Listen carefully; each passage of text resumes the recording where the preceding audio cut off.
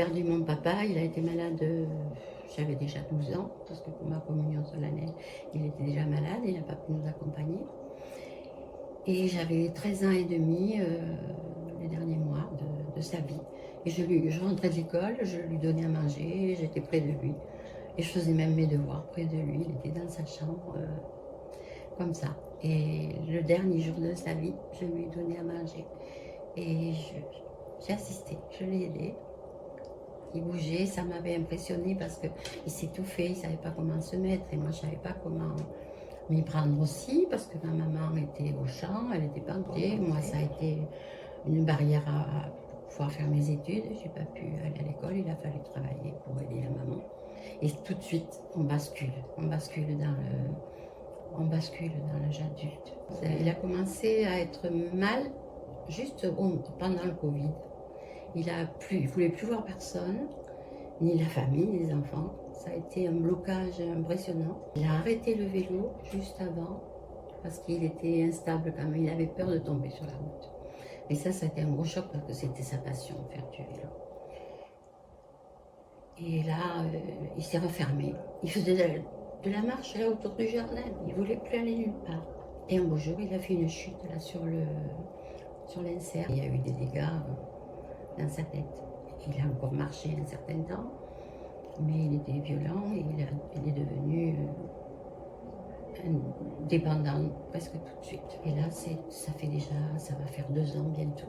Alors, nous savons la maladie depuis 25 ans. Il a une spondylarthrite aussi ankylosante, donc on le soignait là-dessus. C'est pas possible, vous pouvez pas avoir tout ça. Et les tests ont prouvé que... Et c'est depuis, 5 ans que ça se développe vraiment.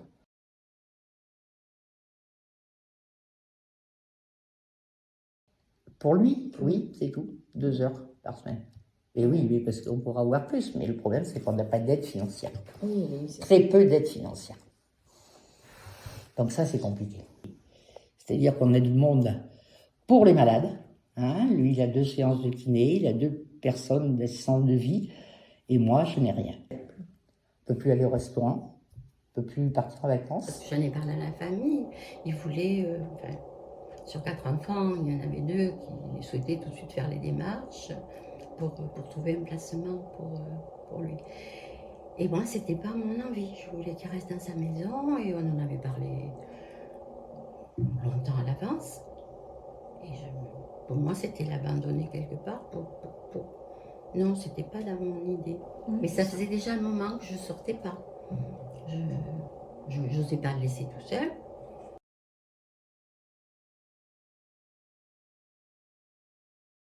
Ma fille m'avait donné déjà un carton, enfin un petit prospectus. Mais maman, mais c'était déjà l'année dernière, avant que mon mari ait des besoins constants. Mais bon, j'avais pas trop fait attention.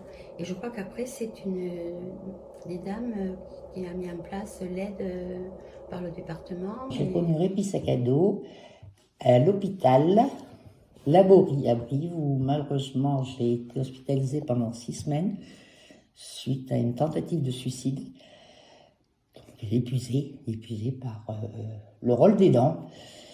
Et bon, ça n'a pas abouti, mais j'ai été soignée là-bas pendant 6 semaines, et elles m'ont distribué des flyers sur Répit Sac à Dos. Et là, ma fille vous a contacté pour venir un petit peu m'aider, me soulager, parce que j'avais très très peur. Quand je pars, j'ai très très peur pour mon mari. Pas du tout. Moi, personnellement, non. Mon mari, oui. Je voulais pas. Vous savez, c'est égoïste, hein. Non. Et puis, alors, on lui a bien expliqué que c'était pour moi, c'est-à-dire me libérer moi, parce que bon, dans les maladies, vous savez, je pense que voilà. Et que c'était pas pour s'occuper de lui ici, aller le promener, lui faire des trucs, mais moi, je pars. Et il craignait peut-être la personne. Bon, il est habitué à ses assistantes, là on a trouvé deux dames vraiment formidables qui le font travailler sur la maladie, et voilà, il appréhendait la personne qui allait venir. Il lui a fait faire des mots croisés parce qu'il adore le rugby. Il joue pas aux cartes, il a jamais fait ça. Donc elle lui a fait faire des mots croisés sur le rugby, elle lui a fait faire, je sais plus, elle a vu avec les jeux, mais ça ça captait pas du tout, donc elle a dit c'est pas la peine. Donc elle va le promener, et l'autre fois, elle lui a mis un casque avec de la musique pour Parkinson. Et là, il a été enchanté, il l'a dit à tout le monde. Soit je vais voir ma fille à Malmort, soit je vais faire un saut dans le voisinage, là où je descends faire une course, pas très longue, puis où j'aime beaucoup discuter avec elle aussi, où je dors. Je me détends dans ma chambre, je lis et je dors. Et c'est là où je suis très bien. Je m'en vais faire ou me balader dans les magasins, mais 2 heures, c'est très bien, mais ça passe très vite. Hein. Et puis, bon, je pars des fois dans la semaine aussi, hein, je vais faire mes cours, mais bon, en tant que je fais de l'association au niveau des fleurs, 1 fois par mois, c'est tout. Donc c'est quand même juste. Et là, ce que je disais, j'ai fait du yoga thérapeutique au centre Laborie où j'ai été hospitalisée. Et si, elle me dit aussi comment ça se passe, comment il était, et puis on échange. Je vais dire que c'est très bien, une très belle association qui nous permet donc aux aidants de se dégager suivant 2 ou 3 heures et être tranquille.